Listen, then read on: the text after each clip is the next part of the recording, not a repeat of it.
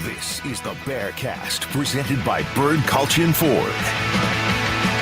Bird Culture Ford has been in Waco since 1936. Ford is the #1 selling truck in Texas, 43 years running. The Bearcast is also presented by WellMed Medical Management and USMD Health System Dallas. Here's Craig Smoak and Grayson Grundhoefer.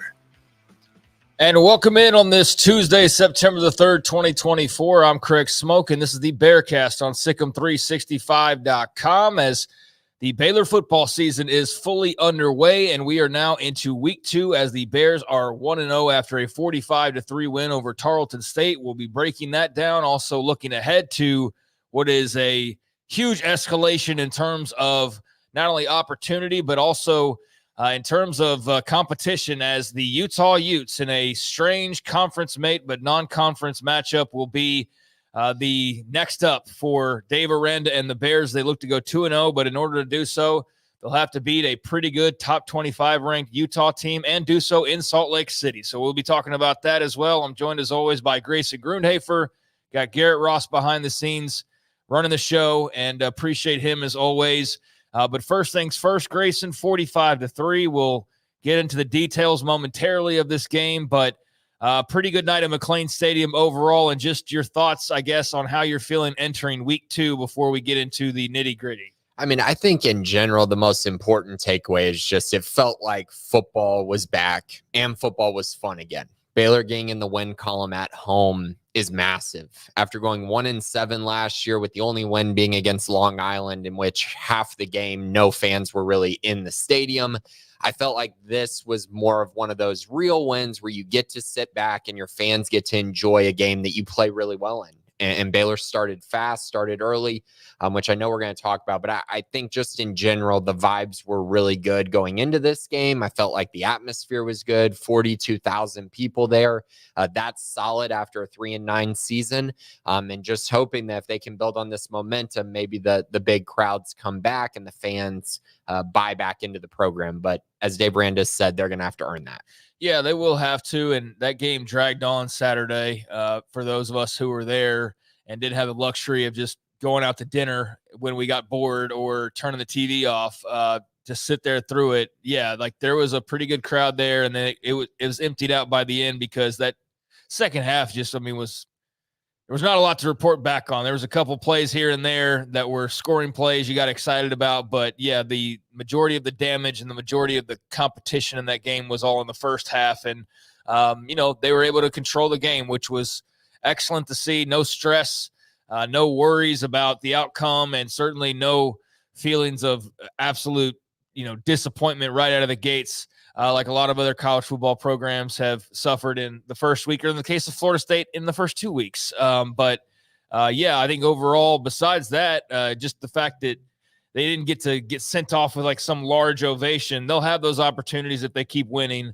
But I thought all in all, it was overall a very good first game. So let's get into just kind of how it unfolded. And, as we go along here, there's going to be some games where there's like 40 drives in a game in these shootouts. I'm not going to go over every little tidbit because just quite frankly, we don't need to do that. And we don't have time to do that. But I'm going to keep it loose here. When you want to jump in, just say something. But other than that, we're going to go over the game each week and just kind of skate through and hit the highlights and the lowlights. So starting off this game, there was definitely a highlight right out of the gate. Baylor gets the ball first and drives the ball 5 plays, 66 yards.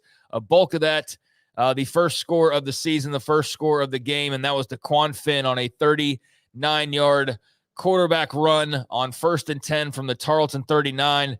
Richard Reese had taken the first few carries, get the running game going a little bit, and then DeQuan Finn hit Josh Cameron for a nice gain before taking off and showing exactly why they picked him up. Was his feet, his ability to run and make explosive plays, and the whole idea behind a lot of the changes this offseason was to become more explosive. So we hadn't got to see this in practice, obviously, because they had the reins on, but unleashed DeQuan Finn, 39 yards right out of the gates. It was a huge pop from the McLean Stadium crowd, and this was exactly what you were looking for early on. Yeah, and I'm glad fans got to see this in the first game because this is what he's capable of. And this is the reason why they went out and brought in a transfer of this caliber. Very fast, very athletic.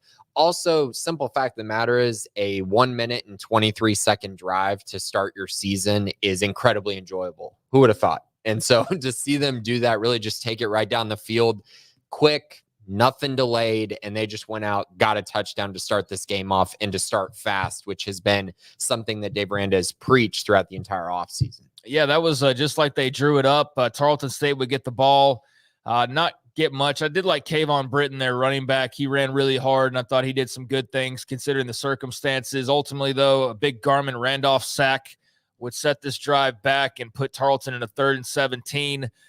They'd fumble but recover their own fumble, and that would force them into a punt. But that was Garmin Randolph's first sack in 2 years, believe it or not. He obviously was amongst the rest of the roster inconsistent or hurt or whatever you wanted to point to last year, but that was encouraging to see that because he's a guy that's going to need to be really good and help lead the way for them this year.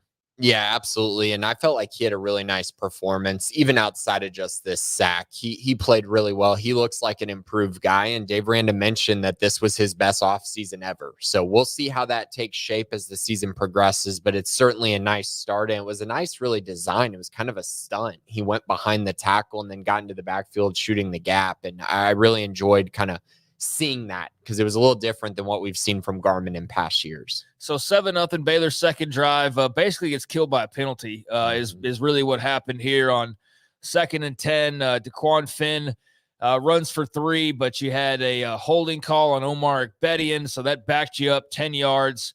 You had a 3rd and 15 and could only gain 8, so you pumped the ball away. That was a little bit disappointing to have a penalty derail that, but got a stop on the following drive. Trevin Maye gets a sack as back-to-back sacks on the opening drives for the Baylor defense. Another guy who was kind of off and on last year, I guess you could say. And just in terms of, I don't feel like we talked about him a whole lot as he transferred in and just what did we talk about with the defense last year, quite frankly. So good to see him get involved, and that would help force a Tarleton State punt on their second drive. So that was encouraging as well to just be in the backfield and couple sacks right out of the chute. And again, Dave Aranda has mentioned Trevin all off season. We've mentioned him a lot on the website as a guy that's really taken a big step forward this offseason. Remember, he was a defensive end at Oregon before he transferred into Baylor, moved to the interior, put on more weight.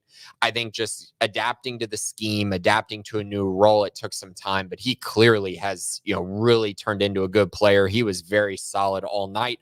I do want to mention on that play, it was really caused because Steve Linton got into the backfield so quickly. He got a hand on the quarterback, forced him to step up, and then Trevin Maye was there to clean things up. So really nice to see kind of that combination right there.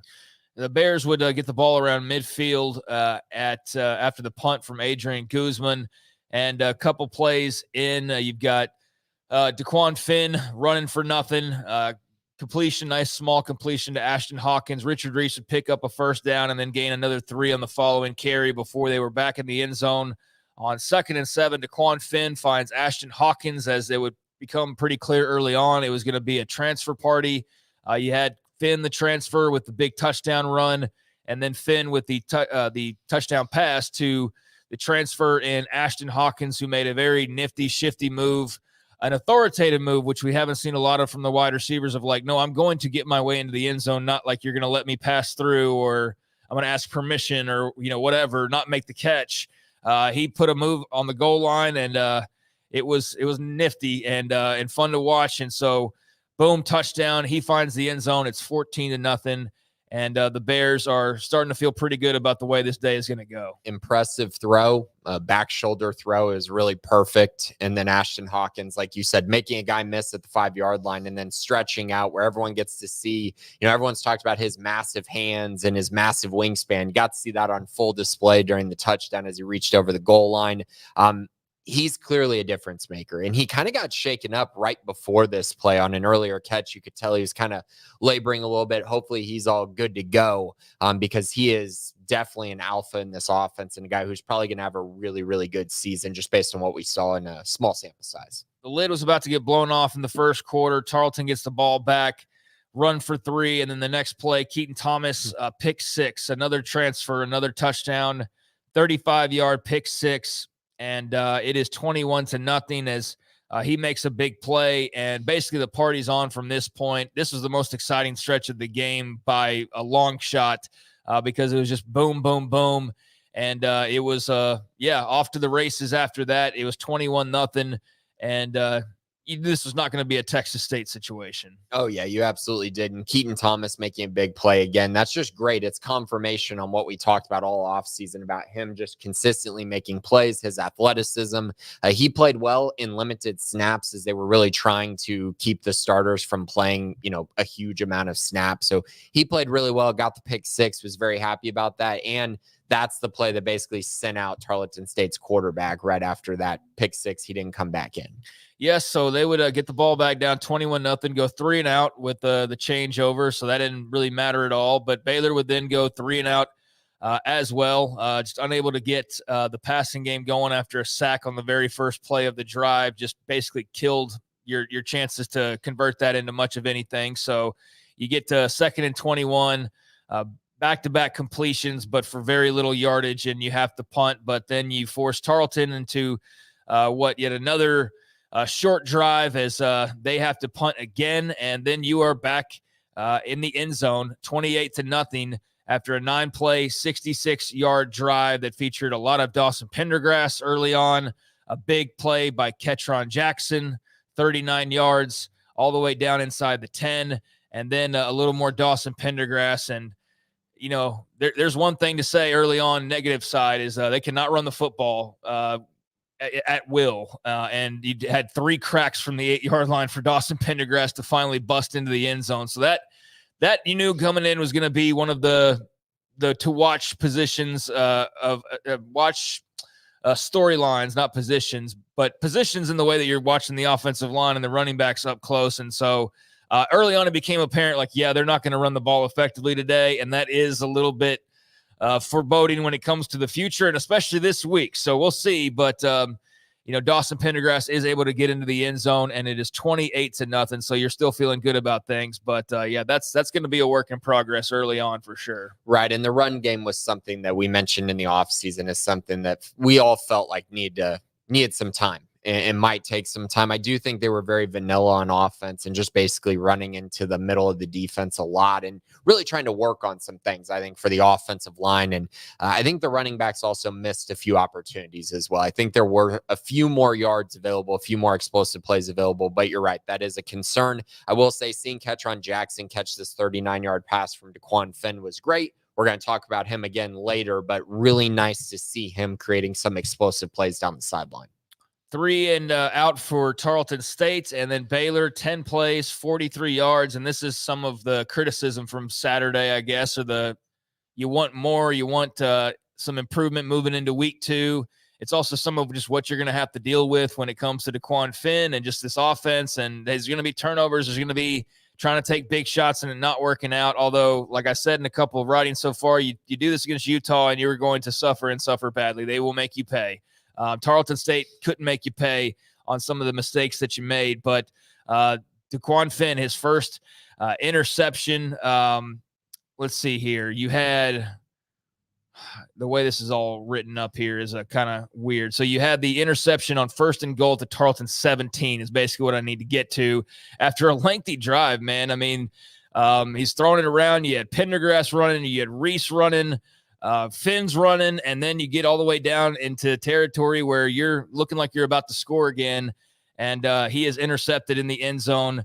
And there you go. Missed opportunity, and one of the first, I guess, blemishes on this game, which was just rolling on along at this point. And you got your first glimpses of Michael Trigg really on this drive. He drew a pass interference, and then he also caught a 16-yarder that got him inside the Tarleton 7-yard line. But you're right. I mean, this was a throw to Trigg as well. He gave him a chance on a jump ball. It was very underthrown. I don't think he saw that there was a safety literally standing under the pass. So it was a terrible decision. It was first down. I would also say that I think going into future games, that would probably be one where Finn just tucks it and runs and takes a hit of some kind instead of just throwing it up there. But we'll see. We'll see how this trend continues. He has thrown a lot of interceptions in his career, so he is prone to that.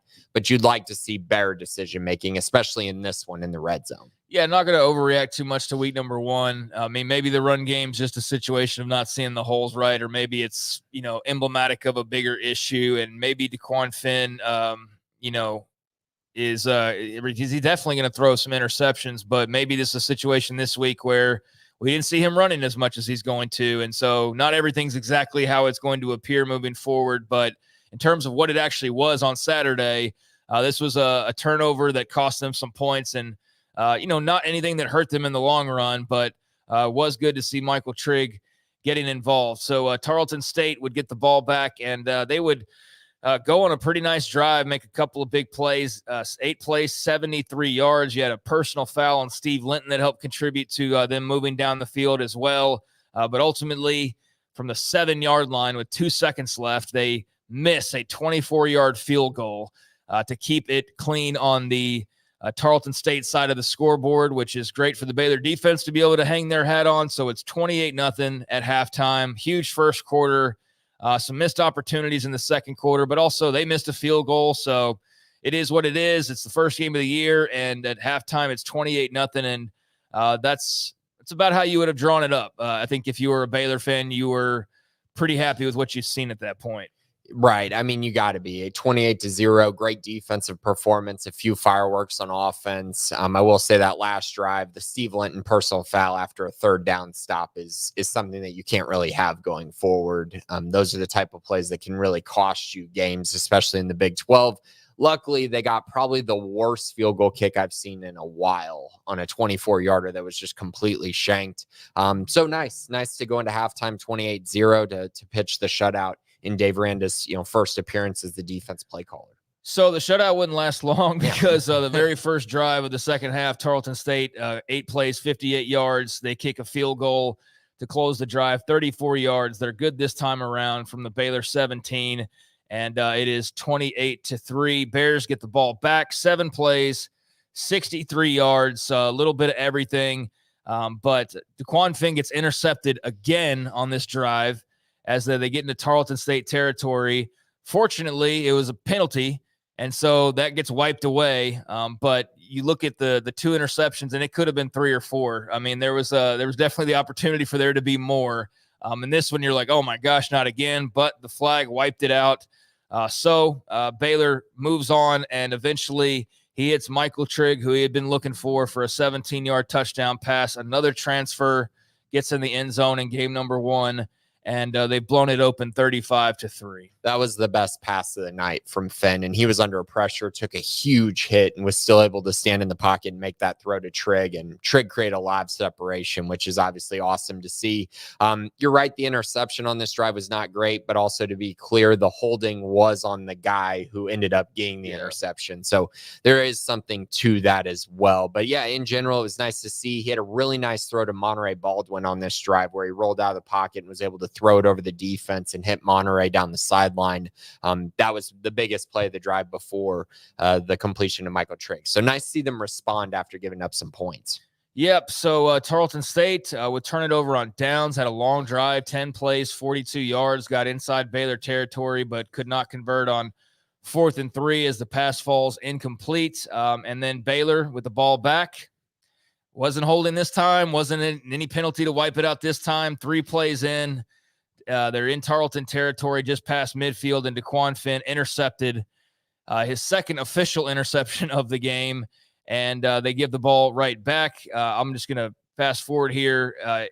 Well, I won't. I'll stick here so you can comment on that, and then I'm going to fast forward after that. But there's another interception from Finn. Right. So right before this, though, we did get a glimpse of true freshman Jaden Porter with the 21-yard grab. Again, we've talked about him a lot. He's a player. He's going to be really good for Baylor, and you could already see it with this catch. It was a very impressive one. The throw by Finn was just simply an underthrow, and he probably threw it too late. Kind of both. It was a terrible decision. I also think it was one where it's like, you're up by a lot of points. Why not take a shot deep? I don't know that that's going to be a common throw that they continue to make late, especially in this situation where it's just 2nd and 10. We'll see on that, though. But yeah, it was a bad decision, not a good throw.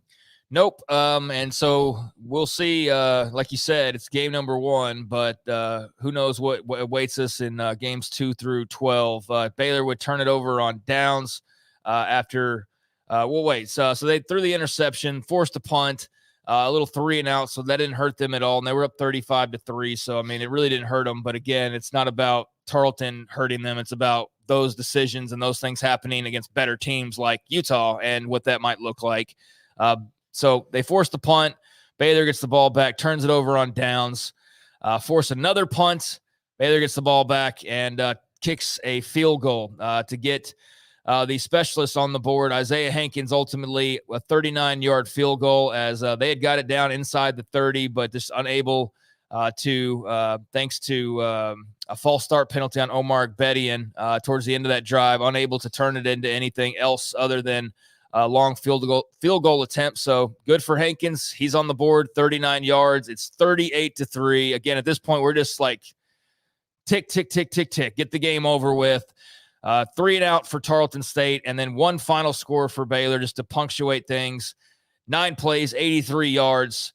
And Sawyer Robertson was commanding this drive as he gets the call off the bench with the game over and wide open.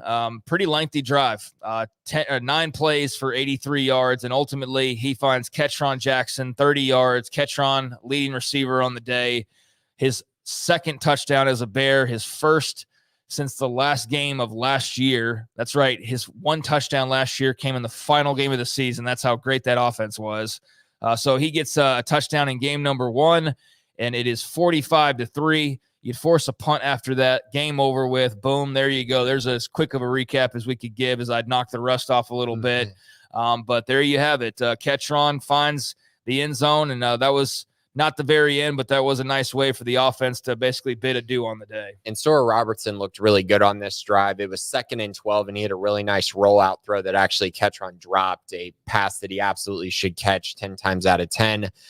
But Sawyer responded and was able to find some other guys like Monterey Baldwin for a good game. The Matthew Klopfenstein catch was a great catch, coming back to the football, making a play on it. So nice to see him have a little bit of an impact as well. And then once again, Ketron, another opportunity in a one-on-one situation in which he won and got a touchdown and got on the board. I think that could give him a lot of confidence going into their future matchups, and they're going to need him in future matchups, especially this weekend. So 45-3, Bears are 1-0. DeQuan Finn, 14 of 22 for 192, 2 touchdowns, 2 interceptions. Could have probably had 3. Play better team, you might have had 4.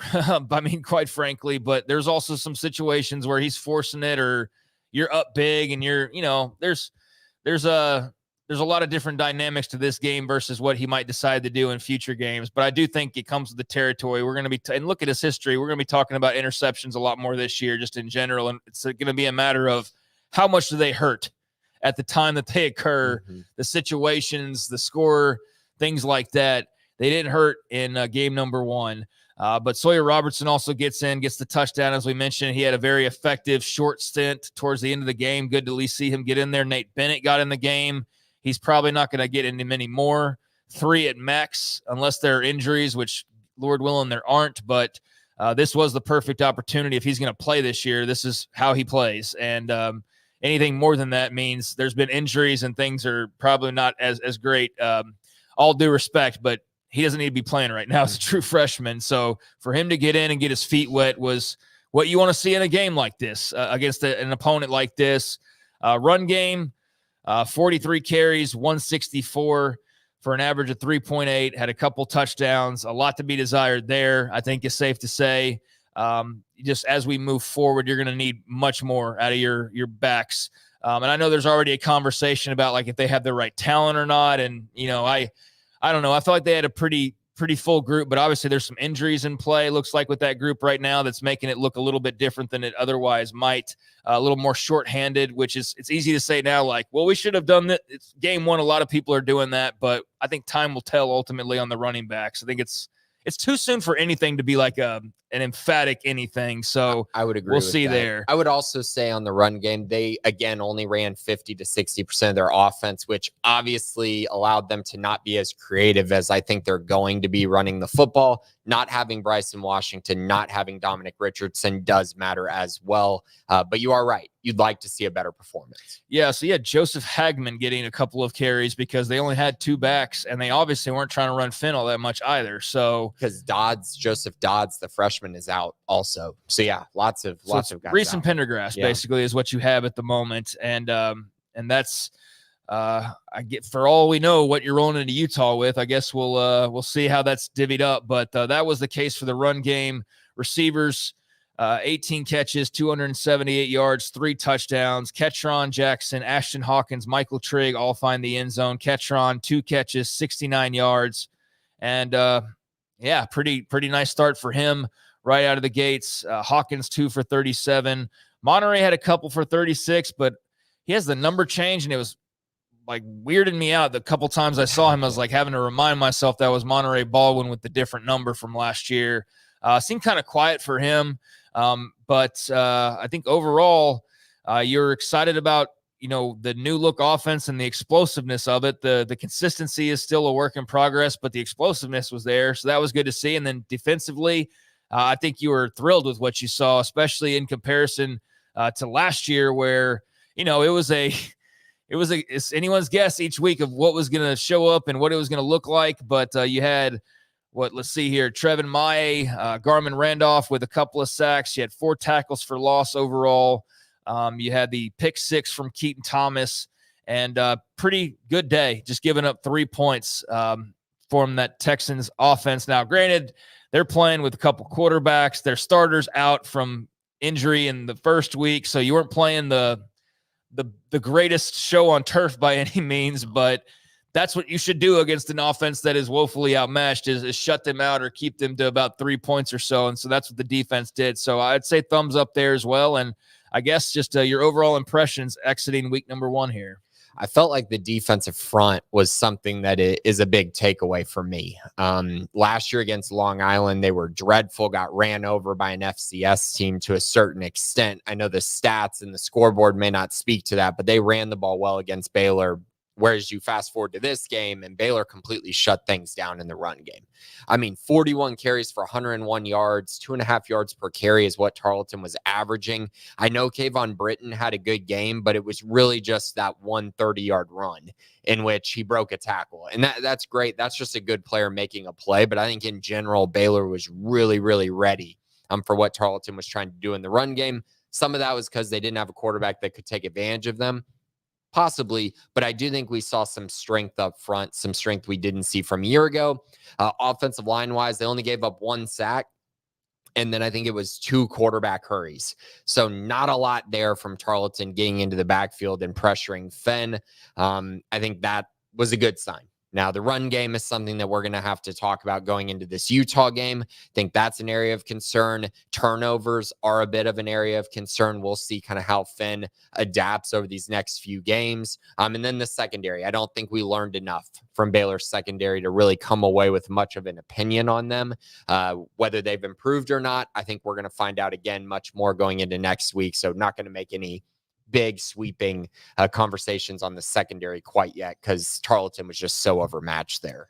Yeah, a couple things on further review. It felt like Fenn, like in real time, was getting pressured more than he was sometimes because I think he would take off with the football. You know what I mean? Like there's some situations where he could have ran that he didn't, and so it just felt like there was more traffic back there than there probably would be in other circumstances. Yeah, Does that make sense? It does, and I also think the other part that probably makes it look maybe a little bit worse was also when he had a clean pocket, he just wasn't finding guys open. Yeah, like there were a few times where no one, where no one was there. He got a lot of time and just nothing was there. And so I think those two things definitely probably factor into people's minds about how well the offensive line played. But I do think in general, it was solid and it provides a blueprint for kind of what they need to be going forward.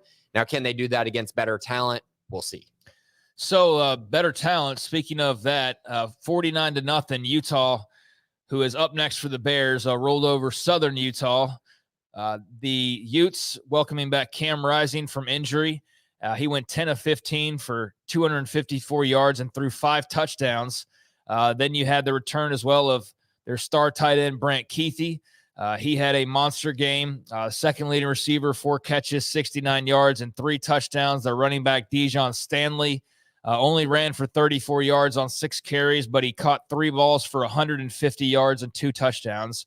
So he led the Utes in receiving and 6 passing touchdowns for Utah in this football game as Rising had 5, and then Isaac Wilson, his backup, had another one as well. He played sparingly there towards the end, had a couple picks. He's a young guy. You don't really have to worry too much about him, quite frankly, but he was somebody who got in there last week. This was mostly about the returns of Rising and Keithy, and then Morgan Scalley's defense pitching a shutout. Gave up 71 passing yards, gave up 79 rushing yards. Obviously, Baylor's going to be a little bit of a different animal from Southern Utah, but at the same time, Utah's defense does this week in and week out. This isn't just, a competition thing. So pretty good debut for the Utes, and great to have them from their standpoint, welcoming back a couple of senior citizens basically at this point in Keithy and Rising, 6th and 7th year guys. So they've got that maturity factor to them, undoubtedly. But they've got some other playmakers, and one of those guys was Caleb Lohner, former Baylor basketball player, former BYU basketball player, now a Utah football player. He had a drop earlier in the game, and I actually saw a couple Baylor fans like dogging on him, like, ha. And then like 2 seconds later, he's catching a touchdown. I'm sitting there thinking like, yeah, laugh at the D1 athlete who's pplayed multiple sports and is now catching touchdowns for Utah. Like, yeah, what a doofus he is. So yeah, he gets a touchdown, 20-yarder. And after the game, this goof is sitting there being talked about by one of the greatest coaches in America as somebody who's going to be a big part of what they do moving forward. So Caleb Lohner, the former Baylor star, carving out a role on Utah football. So good for him, man. As he gets in the end zone in his very first game. So those are a couple of the highlights. Dijon Stanley, Caleb Lohner. I'm not trying to make too much of him, but it was the timing of what I saw was just so funny as I was watching Utah. And the fact that you're going to have to account for him when he comes in the game, seriously. So those are a couple of the asides. Rising and Keithy are the big stars and that defense. So how you feeling about Utah here? I think it's also important to mention that Rising did all that in the first half. Yeah, this is a blowout. Yeah. So 254 yards, 5 touchdowns, all in one half. They absolutely 35-0 at halftime, and obviously he's old and he's coming off of injury, and his dinner's at 6 p.m. So you have to get him out of there as quickly as possible. But no, in all seriousness, keep him healthy. He had shown everything he needed to get him out of there, and that's absolutely what they did. Yeah, and they were able to obviously get the ball to Brant Keithy, who is really good. He's going to be the biggest mismatch problem, I think, for Baylor going into this matchup. as a sophomore and junior. So he has 2 years of over 600 yards and 7 touchdowns. So he's very consistent, very good. I believe he's an NFL tight end as long as he can stay healthy. Really, really good player. Also, he has 4 rushing touchdowns. Kind of a weird number there for a tight end. So something to keep an eye on as well. Dejon Stanley is kind of their one true kind of difference maker as far as when I look at athletes and guys who can really make you pay if you miss a tackle. That's him. And they put him in motion. They move him into the slot. They move him into the backfield. Like you said, 3 catches for 150 yards, 2 touchdowns. Those were both basically wheel routes in which he just runs by a linebacker. Should be able to account for that, but his speed is very apparent. He's going to get handoffs as well. The one thing from Utah that I did kind of take away and just kind of look at and go, I don't know if that was so great was their running game. I was a little surprised that Micah Bernard didn't have more success. He just had 5 carries for 33 yards. They had 39 carries for 185 yards, so 4.7 yards per carry. It was better than what Baylor did, but it still wasn't as dominant as I guess I thought it would be. They really relied on their passing game, and it obviously worked for them in the long run. But those are some of the main guys. Dorian Singer is another one to keep an eye on. He had a 1,100-yard year at Arizona 2 years ago, was terrible at USC last year, but now is given another opportunity to kind of rise up and be a true alpha in a receiving corps. So we'll see kind of how he develops and how he does. As far as the defensive side goes, Utah was awesome, and they're going to be awesome. I mean, they are consistently really good on defense, regardless of how good or bad the offense is. That's just their staple. They've been really good for many years now. They were 19th in scoring defense last year, 27th the year before that, 35th, 6th, 17th. That's kind of been the rundown since 2018. So you're looking at probably a top 20 defense this year. And it's really filled with a lot of guys that are very consistent on the interior, on their defensive line, especially very stout up front in their front 7. The secondary is where I believe they can be exposed. So we'll see if Baylor can take advantage of that. They also do have an injury to Keenan Johnson. He's out for the year. They're starting cornerback. So definitely something to keep an eye on. Yeah, they racked up 5 sacks, 8 tackles for loss, deflected 3 passes. Those are among some of the stats from Saturday and their big win over Southern Utah. They're going to get after you on defense. They're going to make life hell. And you're going to have to be a lot better than you were on Saturday in every way, in terms of running the football, in terms of being accurate with your throws, in terms of making good decisions when you're throwing it up. Like maybe you don't throw it up in certain situations that you did and you were able to last week and get away with it.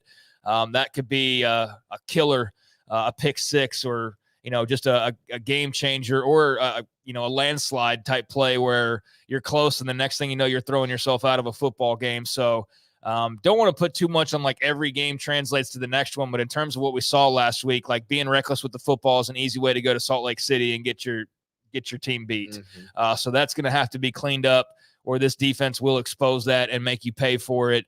And we'll see how they run the football before making too many determinations. But based on what we saw last week, it's going to be tough sledding, and they're going to have some mean hombres up front who are going to make it much more difficult than what you were facing last week. So I'm very intrigued by just kind of the subtle improvements and just the differences in terms of, what do they try to do offensively, or what play calls did we not see, or things that we not see that they were saving for Utah that opened things up a little bit. That's part of the chess match that I have no idea on, but I'm very intrigued to find out after seeing both of these teams in action this past weekend. What else on Utah from your standpoint? So I think something to remember, last year, Baylor actually ran for 121 yards and 4.2 yards per carry. It was kind of a very, I would say, kind of shocking, honestly, performance that they ran the ball so well in that game.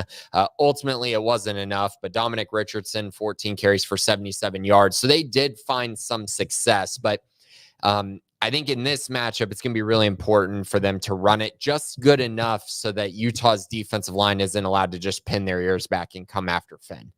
That's the biggest thing, because if you allow them to get pressure on Finn consistently, it's going to be a really long day, I think, for the Baylor offense. So they got to be able to soften the middle of the defense with the run game, maybe some sweeps, maybe some screens, just to kind of be extensions of the run game, I think could be very important in this matchup. I will say last year, a huge thing that kind of really was what cost Baylor the game in my eyes last year was Utah's offensive line versus Baylor's defensive line.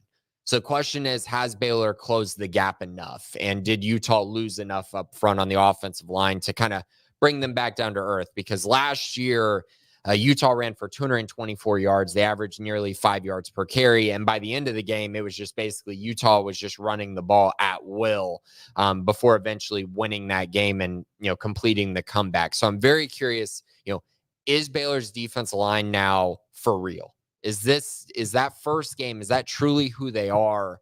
We're going to find out really quickly. And that's why I love this matchup, because I truly think we're going to know who Baylor is after this game. How strong are they up front? How physical are they? Do they really have the edge that Dave Aranda's talked about? Are they really improved offensively? Are they creative enough offensively? I think we're going to know a lot. They're going to get challenged in a lot of ways. And whether they win or lose this game, I don't think that really matters. But how the game plays out, how Baylor performs, that is what's going to be really indicative of who Baylor is as a football program going forward this year.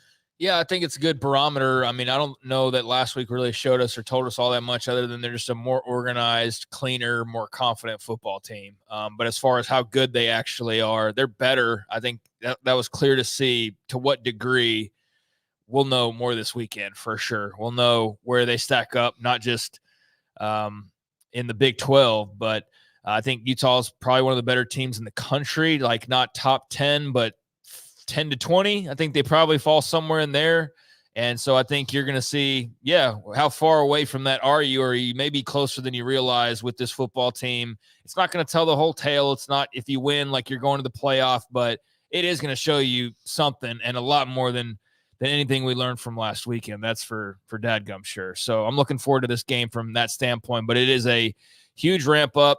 I think one thing that I've learned with young people and these games the last couple of years in particular is that they listen to stuff like this and then they start reading other articles and they start feeding into some of the storylines. And so I'm not going to get into Baylor's record on the road, because apparently that freaks people out. Really they should just black out all of the stuff that people like us talk about, honestly, during game weeks. That would be much better for their mental health and their focus. But clearly stuff leaks through. So I'm making a more concerted effort this year to not make things so storyline based. But it's going to be a huge challenge this weekend. And I don't think it's the end of the world, win or lose, like we said. But going out on the road against Utah is certainly a lot different than hosting Tarleton State. Well, I mean, Utah's lost 3 times since 2018 at home, and all 3 of those were against ranked teams. So, I mean, we're talking about a program that does not lose at home.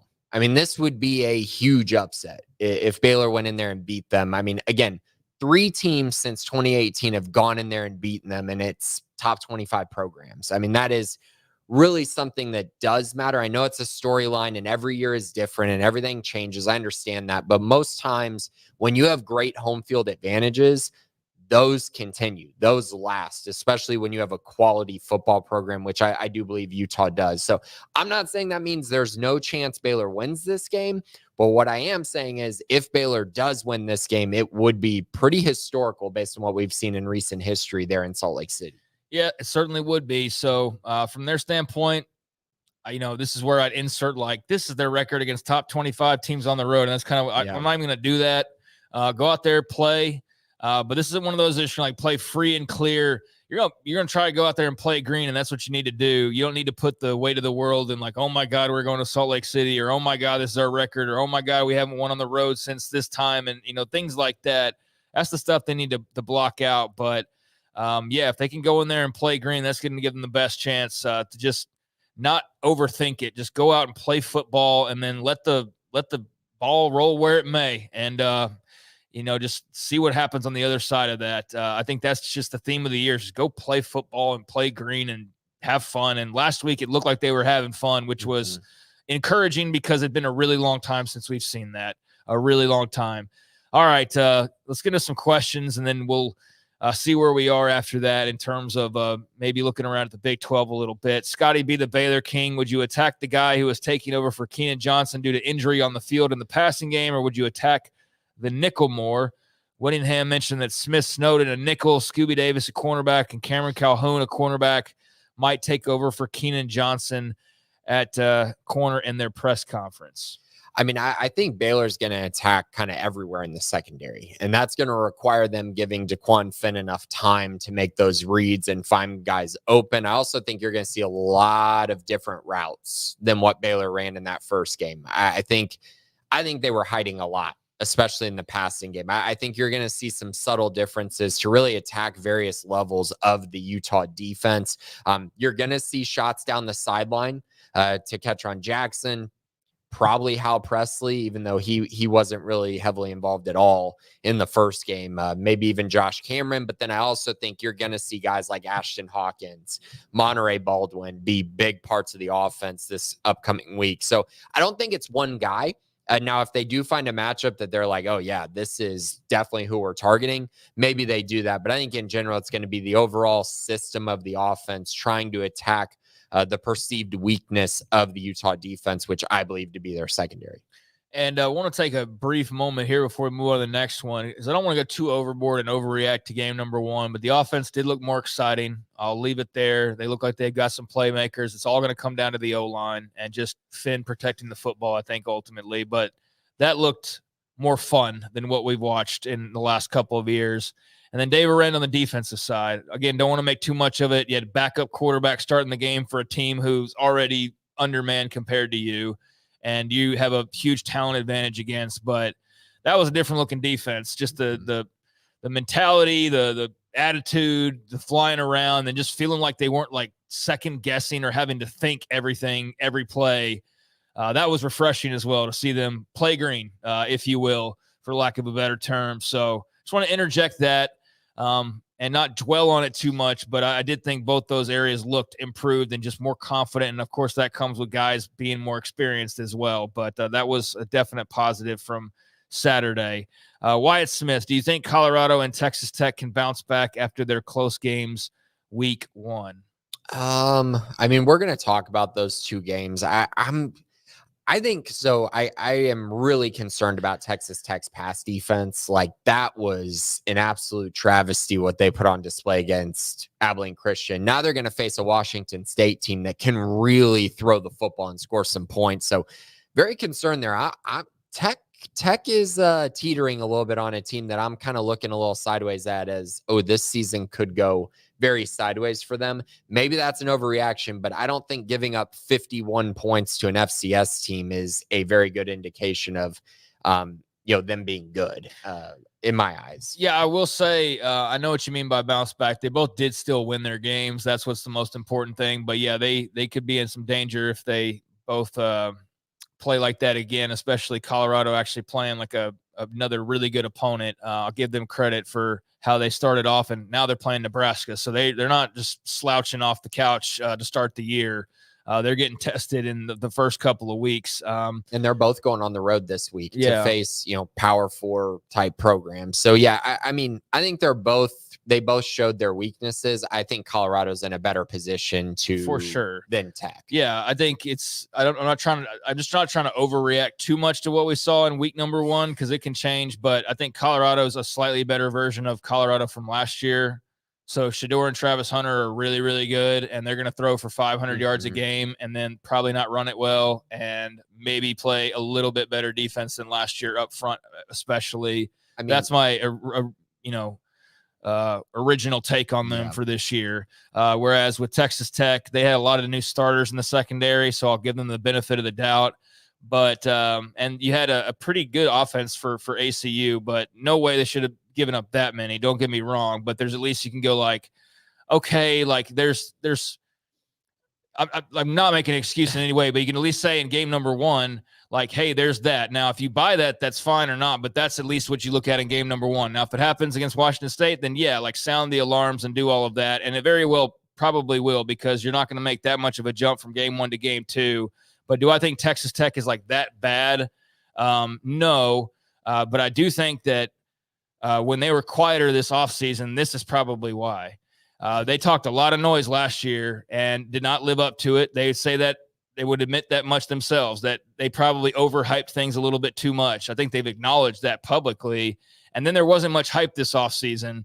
And you're kind of like, why? Is that because they were correcting from last year and not putting too much, or because there's not a reason to be like super confident? And I'm starting to think that it's the latter, that the reason why there wasn't a little bit more hype was because our secondary might not be very good. And not, so that's what I'm thinking after week number 1 is that's the reason as to why maybe that toned down a little bit. But I mean, it definitely could be. I think my overall issue is I'd have to go back and do some research, but I bet there aren't many teams that make a bowl game after giving up 50 plus points to an FCS team. I bet it is very low. And so that's where I'm like, I mean, this could be just a really, really bad year for them. If this kind of trajectory continues, yeah, they can get better, but I mean, it was really bad. No, I mean, they were giving up first downs, giving up big plays, explosives, everything. It was really, really bad. It was bad. It was game number 1. Let's see what happens in game number 2, and we'll know very quickly against Washington State.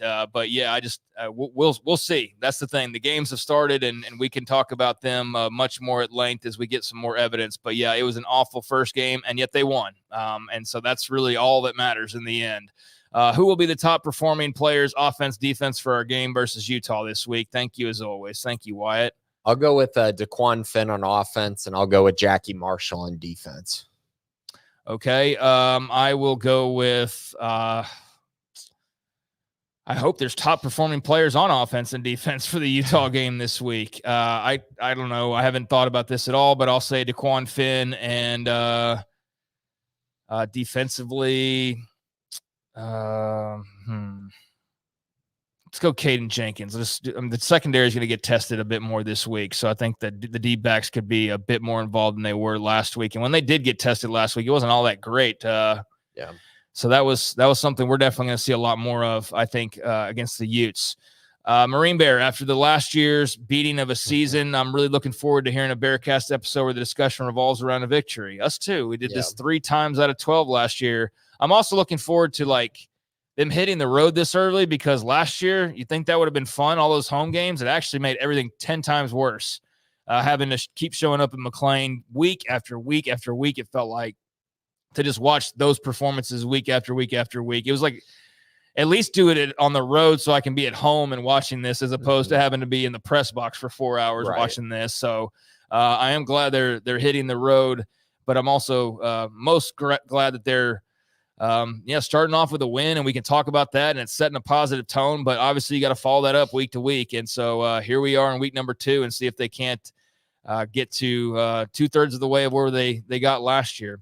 It seems a solid portion of our success on Saturday revolved around transfers. How do you think the game would have played out if we had to rely on a Baylor team that was pre-transfer portal NIL world? I'm just curious to see if our success this past weekend and moving forward will rely heavily on our transfers. Thank y'all for a great Bearcast episode. Well, thank you, Marine Bear. I mean, the success of pretty much every program is going to revolve at least somewhat around transfers. I mean, look at Clemson right now. They're not using a transfer portal at all, and they just lost by 31 points to Georgia. It's really cut them back because they're not utilizing it.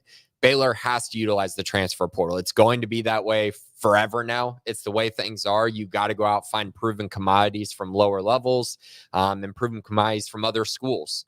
And hopefully they come to Baylor, and then you're able to, really have success with them. So yeah, that is definitely going to be a big part of their success. But Baylor also does want to develop the roster as well. They want it to be a mixture, but you have to be able to land talent out of the transfer portal. So absolutely it will be. And for this year specifically, it had to be. I mean, they won 3 games last year. They had to go out, find some true difference makers, and that's exactly what they did.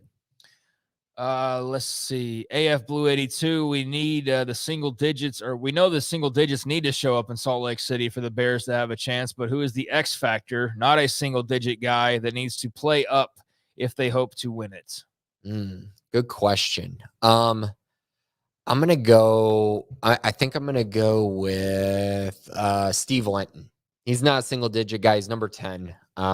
Which he's the first guy to wear number 10 in the last decade. So that's pretty cool. But I think Lenton needs to be a difference maker getting after the quarterback and pass rushing, and really just be a difference maker and used in a variety of ways. I think his athleticism really pops.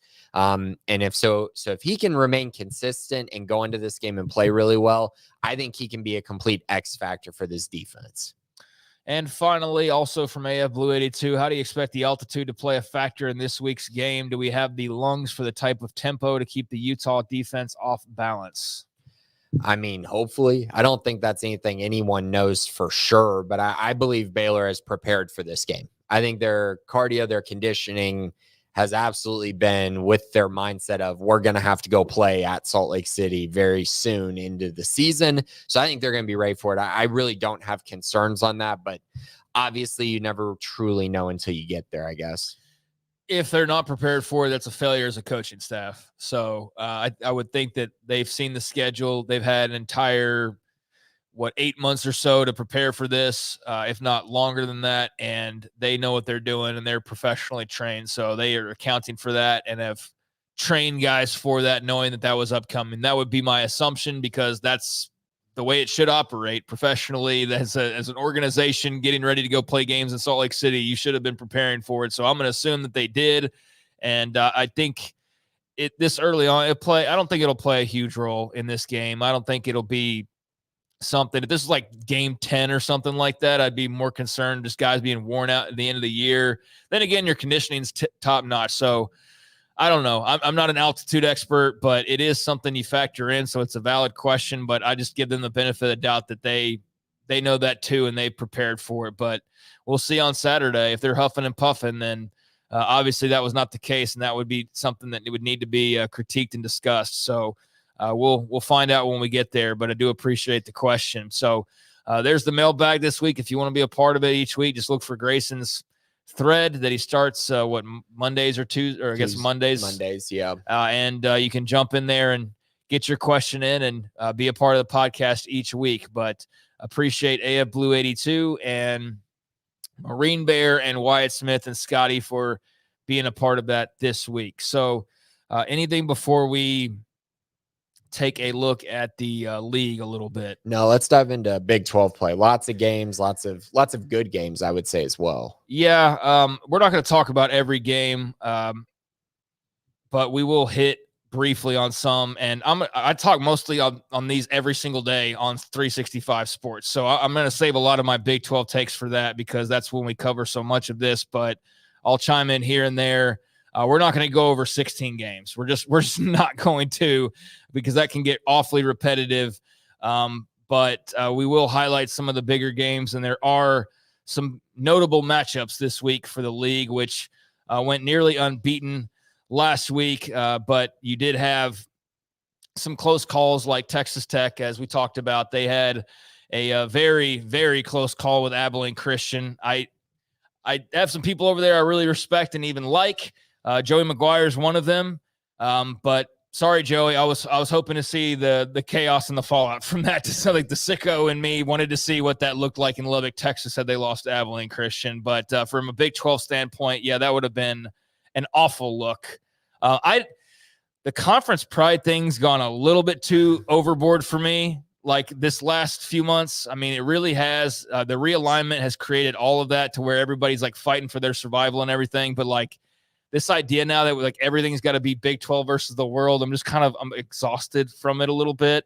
But I will say, as somebody who does support the league and promotes it as much as anybody out there currently, from that standpoint, yeah, that would have been a really bad look if Tech lost that game for not just them, but for the entire league. So you got to be thankful that that was actually a win in the long run for the bigger picture. I mean, there were a few games like that. The TCU losing to Stanford would have been bad. West Virginia, that was a bad look. That could have been a great look. Could have been a great look, but it was at least a team that is maybe a playoff team that they lost to. That's the saving grace, but that was a bit of a disappointment. And beyond that, like the Big 12 was pretty good in week number 1. I mean, West Virginia was clearly a letdown, but Houston just got pummeled by UNLV. So they're clearly the worst team in the Big 12 at this moment, I would say. Yeah, West Virginia clearly let down, but the only other loss was Houston, and that was, very, very ugly, and they are very clearly the worst team in the league. So beyond those two games, 14-2 record for the league, not too shabby. Had Colorado with a nice win over North Dakota State. Had TCU with a nice win on the road at Stanford. Oklahoma State took care of business against South Dakota State. And then Arizona played with its food a little bit. Their defense finally got Well, the defense got on track a little bit. Mostly Tedero McMillan is a freak show, and so he pushed and propelled Arizona over the finish line.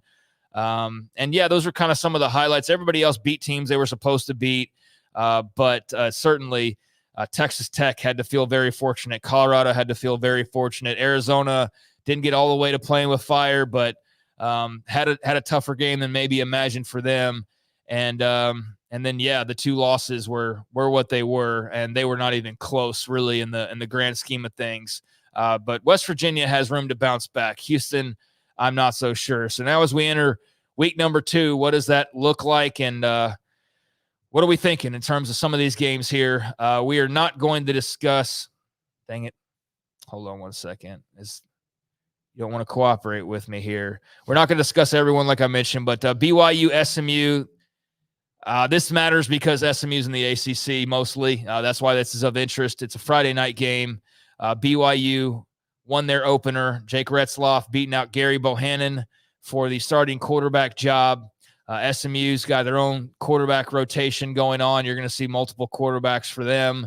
Got a big tight end in RJ Maryland, who's a good player, had a really good game one for them. They've got weapons. They've got like half of Miami's former team that hit the transfer portal because of Rhett Lashley's connections.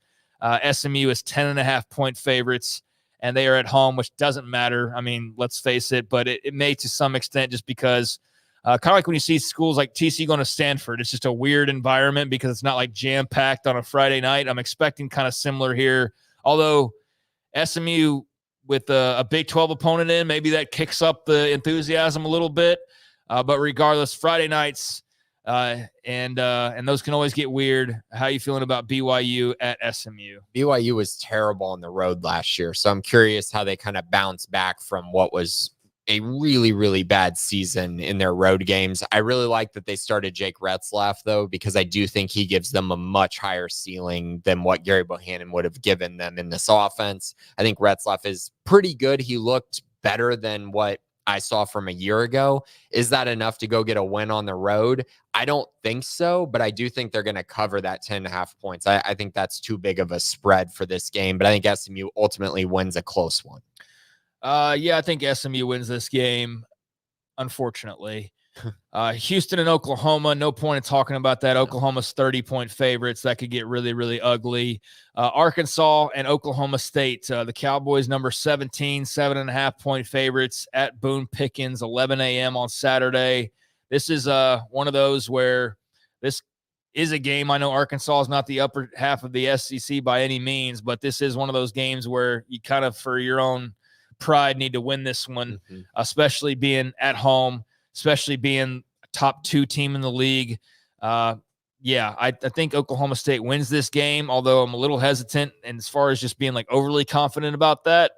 But this is a good opportunity for them against a middle of the road to lower half SEC squad. I think Oklahoma State takes care of Arkansas. I will say, I think Baylor is probably very happy that they don't have to deal with Jaquindon Jackson anymore at Utah. He is now the running back at Arkansas and just had a really massive performance in week 1, along with the rest of the Arkansas team as they won 70-0. But I think Oklahoma State's ready for this. I think they're ready for anything that Arkansas is going to throw out them running the football. And I don't really trust Taylon Green as a quarterback still. I think Oklahoma State takes care of business and wins by like 10 points, something along those lines. Well, Jackson had like a handful of carries and 100 yards, and probably one of the most viral moments of the weekend, scoring and then going and blowing a kiss at the Arkansas Pine Bluff cheerleader. I'm interested to hear the follow-up on that, especially in the social media era.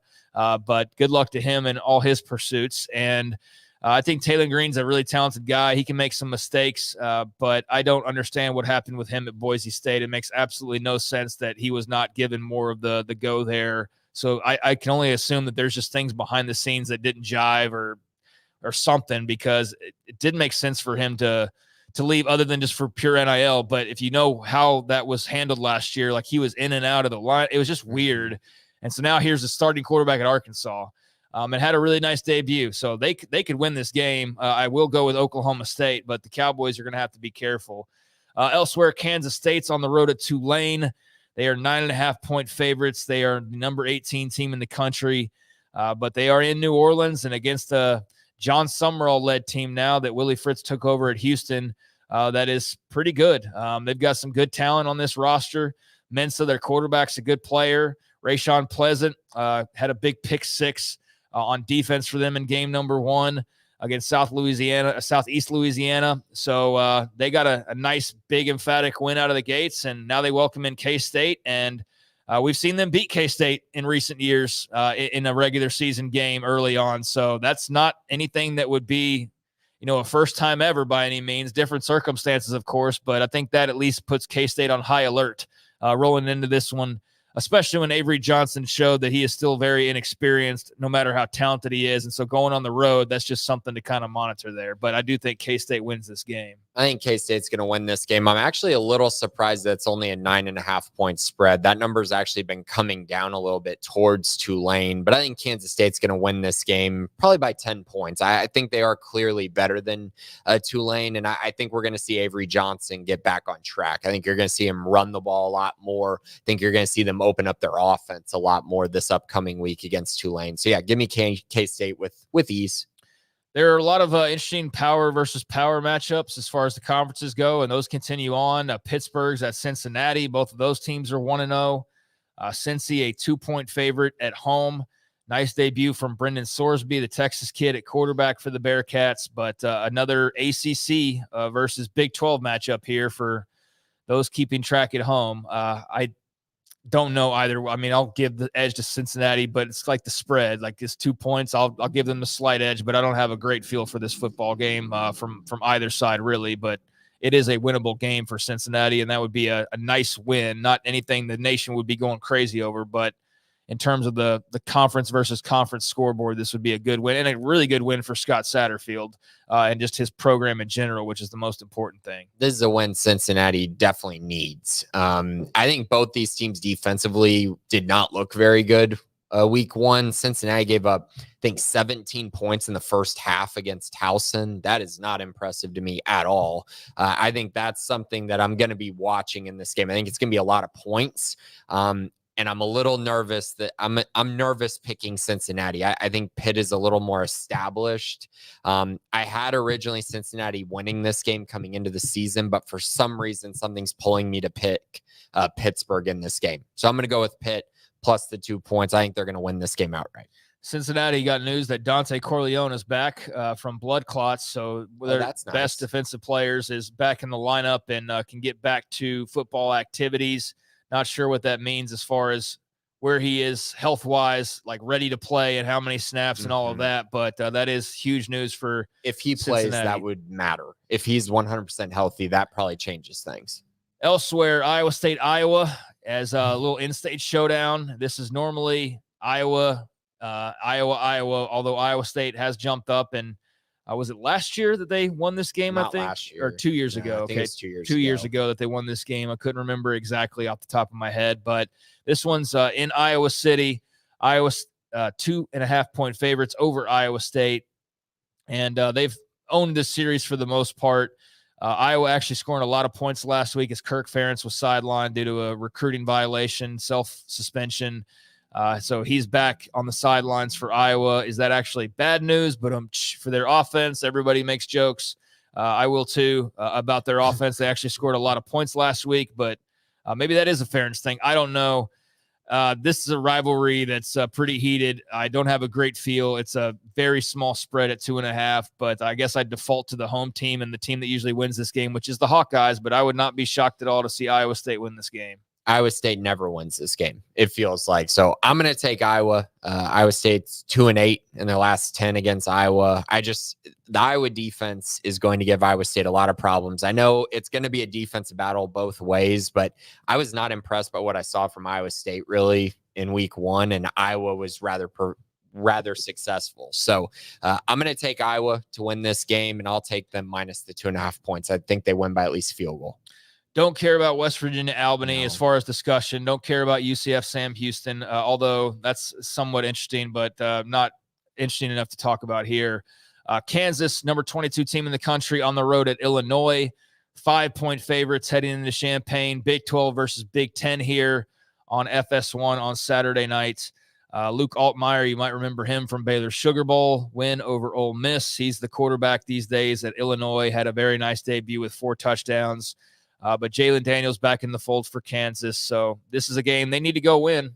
They should go win this game, although I don't think it's as easy as maybe some people I've heard over the last day or so in regards to just thinking Kansas is that clearly so much better. I don't necessarily agree with that, but this is a good opportunity for them right out of the gates. And successful start for Jeff Grimes and that Jayhawks offense. Kansas handled Illinois pretty easily last year with Altmaier there. Illinois is just kind of fine. They're a fine team. I think the problem for them is they're playing Kansas early in the season when Jalen Daniels hasn't taken any punishment at all throughout the entire season. We know that as you know his track record, there have been issues with his health going deeper into the season. But right now, I mean, they're fully healthy, and you're telling me that Kansas is only a 5-point favorite?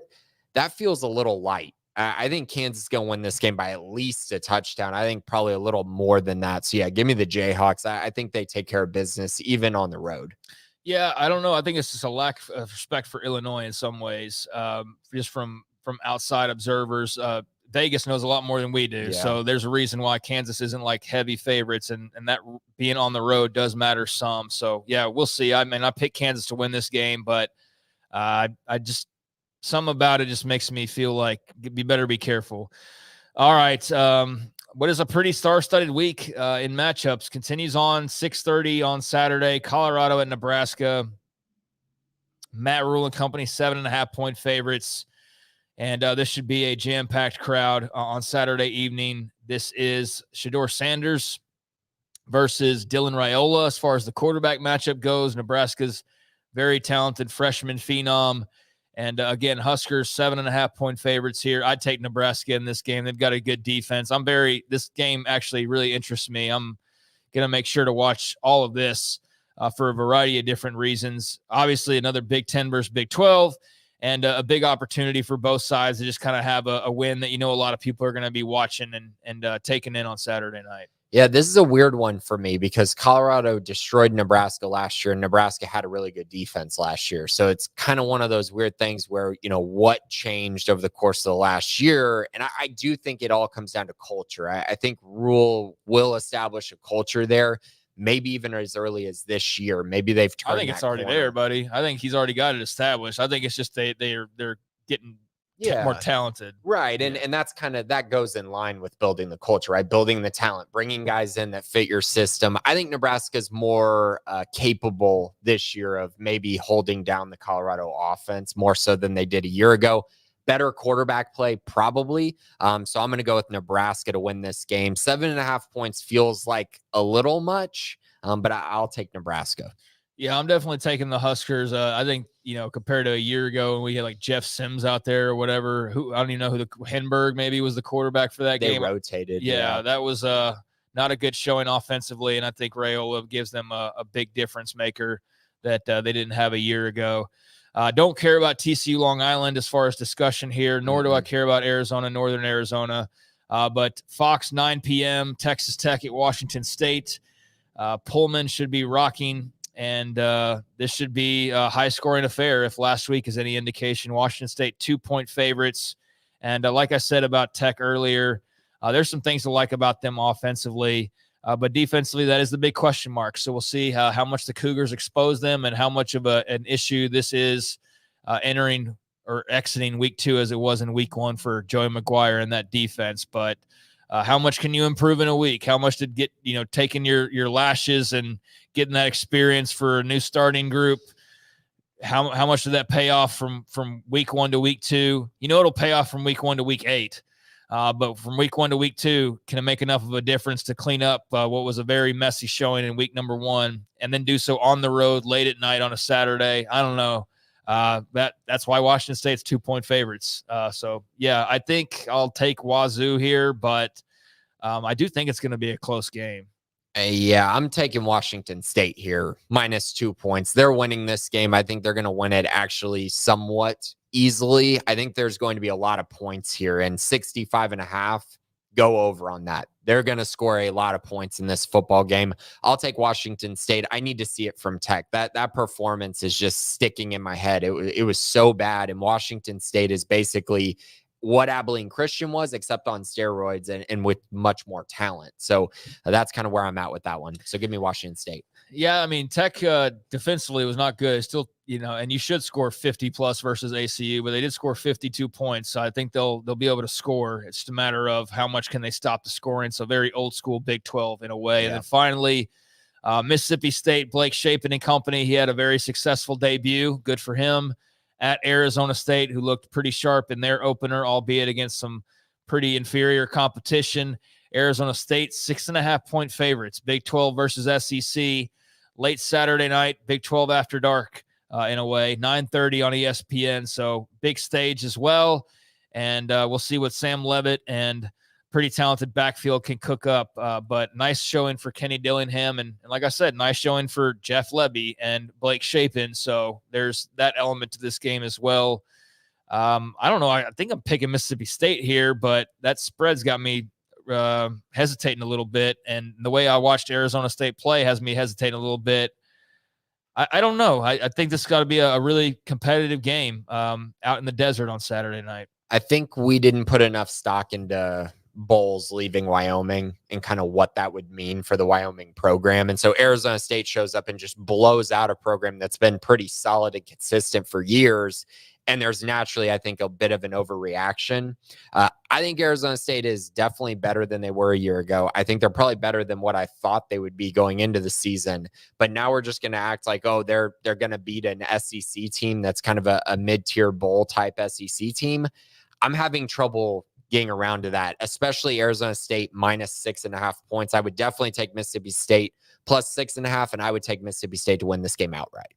Yeah, I think I'd take them as well. I don't do spreads and all that. I don't pretend I don't have the slightest idea what I'm doing when it comes to a lot of that, but just straight up predictions. Yeah, I think I feel the same way about Mississippi State, although Arizona State is not dealing with, having their bowl plans spoiled as the season gets started thanks to their AD. Just the idiocy that was running through that program last year is gone. And so I think that's made a huge dividend. He paid huge dividends already for just the kind of feeling around that program. But, yeah, not trying to overreact too much, but an afterthought of a program in the Big 12 to start off with things had a really nice start. So that's worth noting. But do I think they turn around and beat Mississippi State? No, I don't think so, although that line is interesting. And if they were to do so, that would be a really, really good look for the Sun Devils and for Kenny Dillingham. So there you go. Pretty nice group of matchups. I mean, a lot of Power 4 versus Power 4 matchups, and a lot of opportunities to make splashes for the league. So we'll see how much they're able to do that, or if it's one of those weekends where you go, yeah, about all that talk, that chest thumping about being number 3 or whatever, like that could go to the wayside pretty quick if you go and no show in a lot of these games. So there's that whole underlying storyline that a lot of people are enjoying. But, man, that's going to wrap it up as we close out that schedule there. Anything else before we go? Well, I think very quickly, because I know we got to get out. We still haven't even picked Baylor versus Utah. So let's quickly go through that. I'm going to take Baylor to probably cover the 14-point spread that it is currently at, but I got Utah winning this game. I think they're probably going to win by about 10 points, something along the lines of 30-20 is kind of how I'm looking at this game going into it. I just think they're too proven, especially at home. I think their defense is going to give Baylor some problems. So a 7 to 10 point win for Utah sounds about kind of what I'm looking at. Yeah. And so, wow, almost did that without a prediction, although I'll predict it 5 more times this week. But give me Utah, and they'll win by, 10 points or something along those lines. I think feels pretty on point for me. I don't think they blow out the Bears. But, yeah, give me a comfortable win for Utah when all is said and done. I don't know, but as far as the score goes, I'll have that later this week on the website. But, yeah, 10-point win or something along those lines is how I feel as well. Don't feel nearly good enough about Baylor to give them the benefit of the doubt in Salt Lake City. So we'll see how that goes, but we're both taking Utah, and we'll let you know how that goes next week when we're back for another episode. And I'll make sure and get the Baylor prediction in a little bit earlier, or, just not forget it at all by the end. But there you go. Thanks, Grayson. Thanks to Garrett Ross behind the scenes as well. And thank you for listening. If you would, please hit that like and subscribe button on the YouTube page or whatever podcast app you're listening to. And we'll talk to you next week. This has been the Bearcast on SicEm365.com.